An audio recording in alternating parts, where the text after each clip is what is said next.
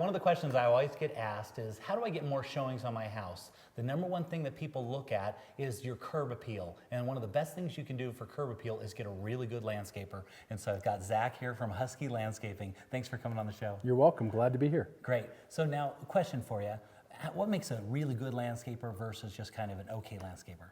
I think it's the ability to be creative with the information that the customers give you and to be able to put that in either in the design or put it into the landscape. Yeah, kind of give them ideas, kind of walk them through the process, because if they're hiring you, they don't know how to do it, right? Exactly, and I try to get a feel for people's personality and put their personality into the landscape. That's so important. That makes complete sense. Yeah. Okay, wonderful. So how much does it cost for a landscape designer?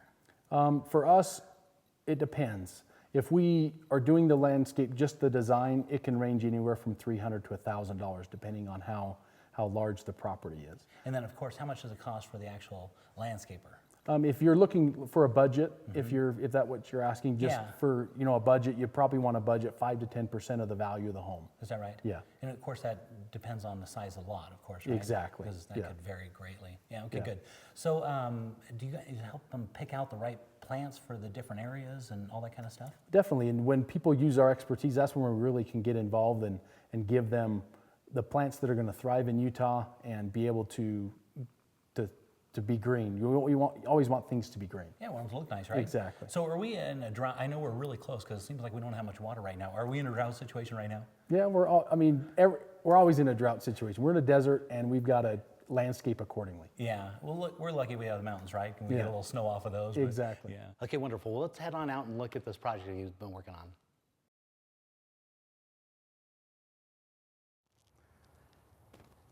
So this is what we created. It's the Deher family. About a year ago, we came and met with them and they were a little bit apprehensive about how to go about their landscaping. So we sat down with them and it kind of just came about sitting down at their dinner table and say, what do you want? And they started out with their design elements or their ideas, and they wanted it simple and they wanted it elegant. So this is what happened. Yeah, it's beautiful. I love how flat it is. I always like that kind of style. Nice and smooth.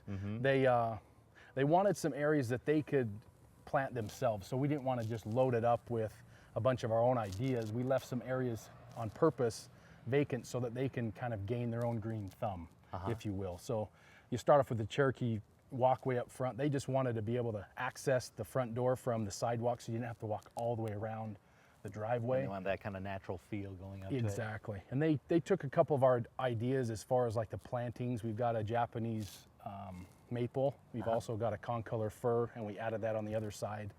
The homeowner, the only thing he wanted to do was to place the boulders. And he placed them a little bit different than I would have done it, but it also, to me, I think it added a lot to the landscape because it's his own little touch. It's his house. Beautiful. He might as well, add that little element to it. Simple and elegant, just like you designed. Well, let's take a look at the backyard here. They added this vinyl picket fence with kind of some intrigue to the backyard. Yeah, absolutely. And we intentionally left out some of the plantings because they want to gain their own green thumb. They want to be able to come out here and try out and test some of the plants that everyone claims grow well in Utah. So they can get a feel for what grows well here. No, our climate can be very challenging for a landscape, right? Oh, it's hard. I mean, we've got hot, dry climates. We've got really high alkaline soil. So if you don't plant the right plants, they'll never thrive. Yeah. They'll grow, but they'll always look pretty sad. Yeah. So you want to. You got to put them in the right areas around the house, depending on the sun and exposure. And we have all of those options. We've been doing it now for 11 years, so that we know what grows well here. We know what to expect.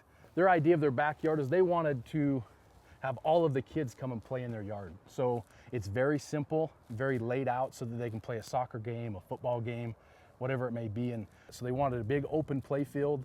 They first of all wanted the garden on this side of the home, but I recommended putting it on the west because there's going to be more sun exposure so that they get a better yield on their vegetables. And you can see that it worked. It's working really well, apparently. Exactly. Yeah. Okay, let's continue on.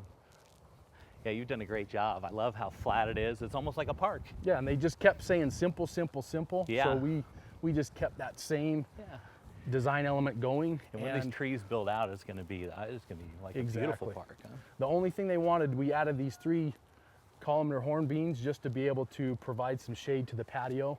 In the summer months when the sun's going down, they can have a place to sit that's in the shade.